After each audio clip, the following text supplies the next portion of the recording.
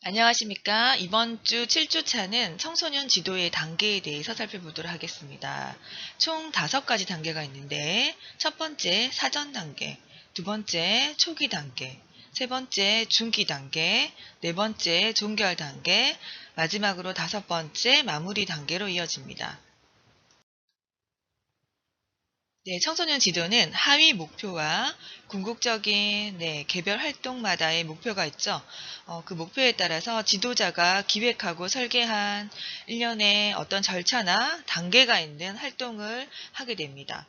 그래서 이런 청소년 지도는 이 지도자가 청소년을 만나기 전부터 준비하는 단계에서부터 출발을 해서 지도의 목적을 달성하고 이를 마지막 종결하기까지 일련의 과정과 단계를 거치게 됩니다.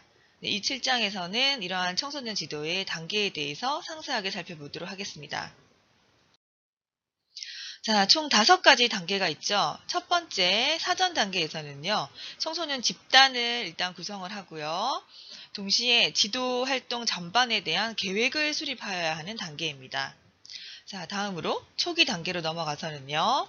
지도 목적을 일단은 제시를 하셔야 되겠죠. 그리고 청소년 상호 간의 상호 지지적인 관계를 형성하는 것이 이 단계에서는 가장 중요하겠습니다.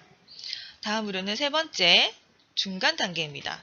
이 중간 단계에서는 청소년 집단의 이런 어떠한 목적 성취 또는 문제 해결을 위해서 지도사가 적극적으로 개입을 해야 하는 단계입니다. 자, 다음 단계로 넘어가시면 종결 단계인데요. 이 종결 단계에서는 청소년들이 경험한 내용을 일반화하고 활동 종결에 대한 감정을 효과적으로 처리할 수 있도록 지도를 하셔야 됩니다. 자, 이때가 마무리 단계가 되겠죠.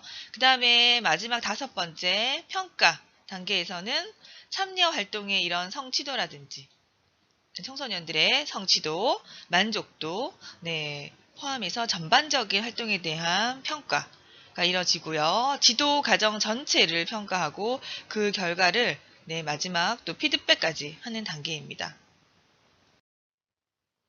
자, 7주차 1강에서는 5가지 단계 중에서 사전 단계와 초기 단계에 대해서 살펴보도록 할게요. 네, 전반적으로 청소년 지도의 단계는 사전 준비 단계에서부터 시작 단계로 흘러가고요. 시작 단계에서 뭔가 다시 준비가 덜 된 부분이 있다. 다시 완료. 그래서 돌아갈 수 있는 시스템. 그 다음에 시작 단계에서 이제 드디어 실행 단계로 넘어갑니다. 실행 단계에서 뭔가 시작 단계에서 뭐 아이들의 그 관심이라든지 라포 형성에 좀 미흡했다. 다시 돌아가는 완료 시스템을 또 거칠 수도 있고요. 그 다음에 실행 단계가 마무리됐습니다. 그러면 마지막 평가 종결 단계에서 이르는데 이 단계에서도 역시 평가가 이루어지면서 완료 시스템이 각각으로 이어질 수 있겠습니다. 자, 그 다음에 아래 표시해 보시면 이런 그 각 단계들은 상호 작용 관계이다. 자, 지금 화살표가 보면은 쌍방향으로 각각 표시가 되어 있죠. 그래서 각 단계는 일련에 이렇게 흐름이 있는 단계이긴 하지만 서로 상호 보완, 상호 작용을 하는 단계이다라고 해석하시면 될 것 같습니다. 자, 첫 번째로 사전 준비의 단계입니다. 이 사전 준비 단계에서는요, 청소년 지도자가 청소년을 대면하기 전에 지도 단계입니다. 이때 여러분 무엇을 준비해야 할까요? 네, 청소년 지도를 사전에 준비하는 기획의 단계로서 자, 그들에게 무엇을 어떻게 지도할 것인지를 체계적으로 계획하는 단계입니다. 특히나 이 사전 준비 단계에서의 과업은요. 지도 활동의 목표를 명확하게 설정을 하셔야 되고요. 굉장히 중요한 단계이죠. 그 다음에 여러분이 만나게 될 청소년 특성을 이 사전 준비 단계에서 진단이 끝나셔야 합니다.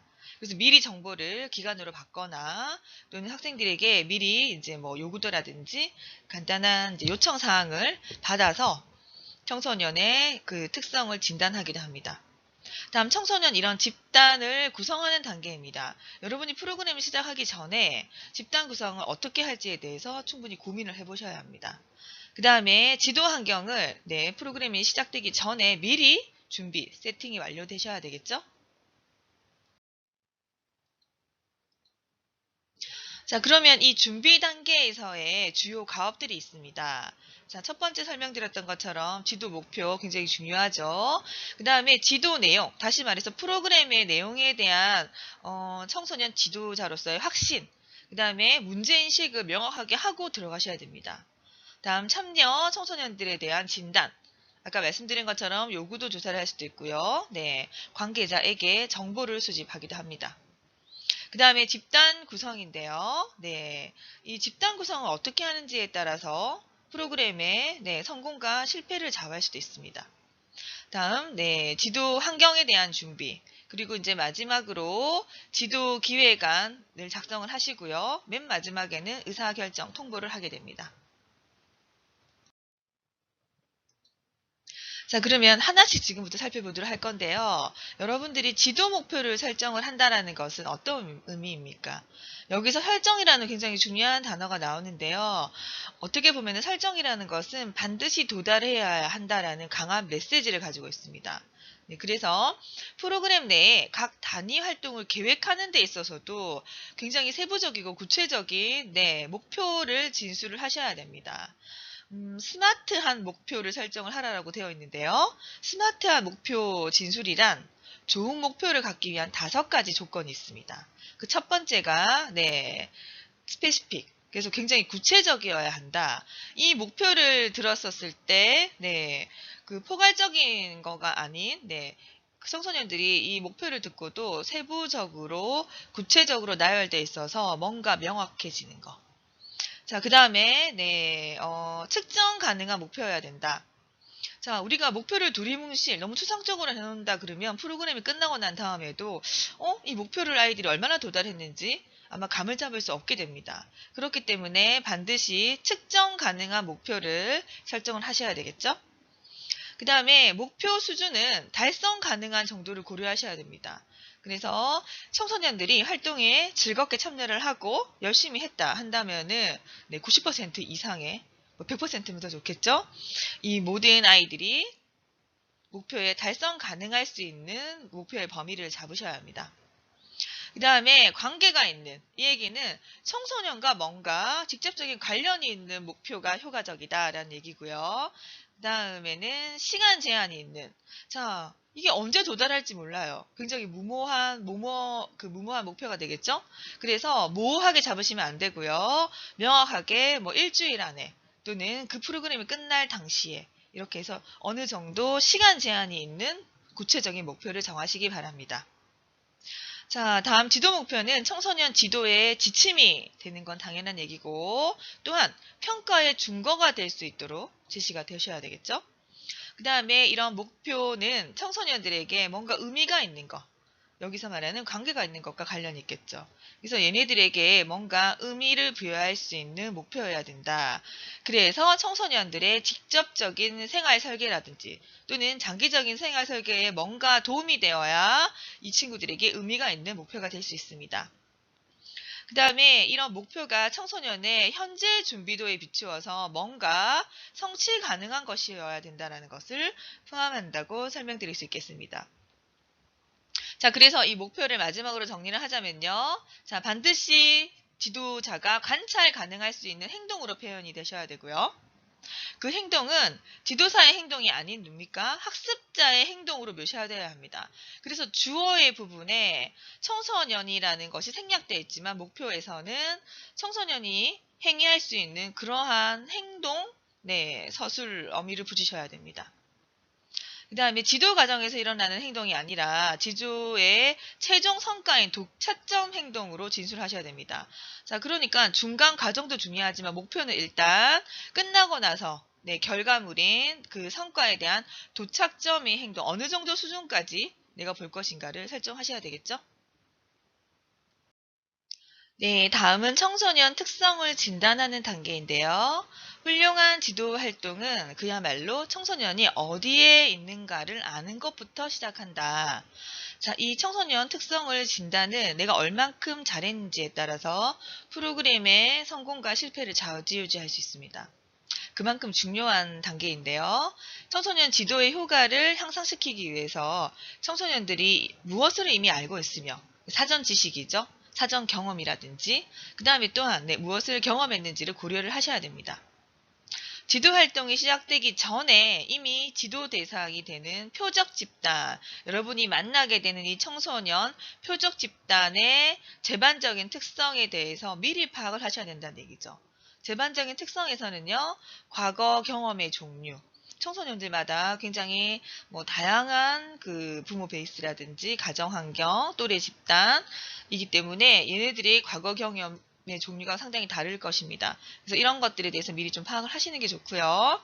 그 다음에 청소년들의 적성, 준비도, 그 다음에 이들이 얼마만큼 이 활동이나 어떠한 과제에 대한 욕구가 있는지, 흥미를 보이는지, 그 다음에 동기 상태가 어떠한지, 여러분들 동기 상태가 어떠한지에 따라서 청소년 지도자로서 청소년들의 집단을 만났었을 때 아이들의 이제 이 내적 동기가 되어 있는 이 집단은 굉장히 활동을 하기가 원활하고 지도자들도 보람을 느낄 거지만 그렇지 못한 청소년 집단도 만나게 되거든요. 그래서 우리는 미리 이 동기 상태를 파악을 하고 충분히 그 청소년들의 이런 재반 특성을 이해하시고 프로그램을 시작하시기 바랍니다.